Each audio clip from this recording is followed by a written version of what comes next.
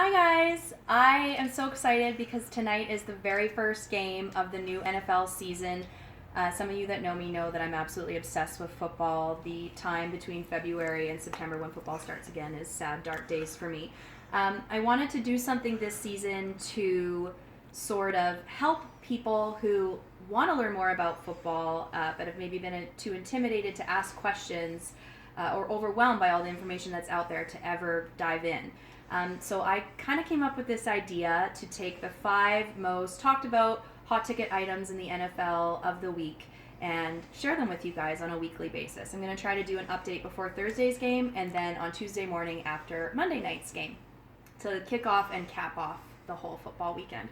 So I've made some professional notes, as you can see here. This is a kind of a low budget production at this point, but we'll get there, about what is really exciting and controversial and most talked about heading into tonight's game. So number 5 is Julian Edelman. Some of you may know him. He is a pretty high profile player in the NFL. He plays for the New England Patriots. He's a wide receiver. A couple of weeks ago in a preseason game, he tore his ACL. He is out for the season. So you don't need to know a whole ton about him as a player or anything, just that he is a huge part of the Patriots offense. Rob Gronkowski, who also plays for the Patriots, said this morning an irreplaceable part of their offense. So it's going to be really interesting to see what they do in lieu of him being on the field. If you want to talk about this with someone and you don't want to get too into it, a quick and sassy little tidbit can be to say, well, Bill Belichick always has something up his sleeve. Because he does. Bill Belichick, if you don't know, is the head coach of the Patriots, and he always has someone waiting in the wings who was drafted in the high rounds or not drafted at all and turns into a superstar player. So my feeling is that the Patriots are going to be fine. Number 4, J.J. Watt, who is a defensive end for the Houston Texans, a few weeks ago wanted to do something to help with the devastation of Hurricane Harvey in Houston, where he plays, and through his charity launched an online fundraising campaign to raise $200,000 to help victims. It is, as of today, reached just over $29 million. So a quick and sassy to say about this is that J.J. Watt was just when you thought he couldn't get any more likable, even though he's a massively huge dude in the NFL and is crushing quarterbacks all the time when he plays. He really is the most likable guy in the NFL, and this has obviously probably made that just exponentially more so. So kind of a little bit of an angel in the NFL and for Houston citizens, and it's just incredible what he's done and to see where it continues to go. So that's going to be evolving, I think. He came into Houston the other day with semi-trucks filled with supplies and food, and it just is amazing what he's done. People are talking about it, and he himself has said that he's blown away by it. Number 3, back to the Patriots. Tom Brady in tonight's game at 40 years old will play in his 18th season in the NFL. He is the first quarterback ever in the history of the league to play 18 seasons for one team.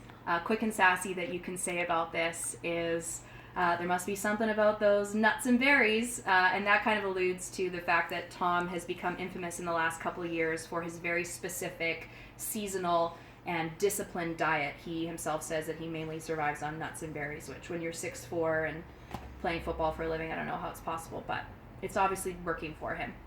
Number 2 is something a little bit more serious, incredibly more serious. Michael Bennett is a defensive end for the Seattle Seahawks. Yesterday on Twitter, he released a letter titled Dear World, and in it he explained what happened to him after the McGregor and Mayweather fights in Vegas. He was watching the fights, and as he was leaving the stadium, says that he and some friends heard what they thought were gunshots. When they began to run away, he believes he was singled out by the Las Vegas police, assaulted, arrested, or not arrested, but put in handcuffs. And he now says that because he believes his rights were taken advantage of, that he's hired a civil rights attorney and is exploring his legal options. Well, that was big enough news. This morning, the Las Vegas Police Union released a letter to Roger Goodell, who's the crazy big boss of the NFL, not really very liked. For all you hockey fans out there, he's the equivalent to Gary Bettman. And in the letter, they have claimed that Michael Bennett's accusations are false and dangerous, and that they expect Roger Goodell to take quote-unquote appropriate action and launch an investigation. So this is an extremely controversial topic, obviously very serious, and we certainly haven't heard the end of it. Number one, similar in that it involves a legal and a controversial subject, Ezekiel Elliott is a very, very up-and-coming, huge superstar player in the NFL. It's going to be only his second season. He's just 22 years old. But he was suspended this summer for 6 games by the NFL for a situation regarding domestic violence allegations. He appealed the conviction, or excuse me, the suspension, and the suspension was upheld on Tuesday night. Now, because the ruling came in late Tuesday, the NFL is going to let Ezekiel Elliott play with the Cowboys this weekend. I should say he's a running back for the Cowboys and a huge part of their offense. He has also filed a restraining order against the NFL. If he's granted that restraining order, the decision's supposed to come in tomorrow. He could have the suspension pushed back to the end of the season or even into next season. So he very well may get to play this entire season. We just don't know yet. This, again, is a huge, huge controversial issue. Lots of opinions on both sides. All you really need to know is that Ezekiel Elliott is a massive part of the Cowboys offense. They were a playoff contender last year. They're expected to this year. So if they lose somebody like that for more than a quarter of their season, it could really change the whole landscape of what has been predicted can happen this year in the NFL. So that's it. I know I've rambled a little bit. I'm really excited, and did I come in too close there? A little bit. This is only going to get better. This is something that we threw together really, really quickly. I love football. Like I said at the beginning, if you've ever wanted to learn more about football, this will hopefully help you do it in an easy, fun way.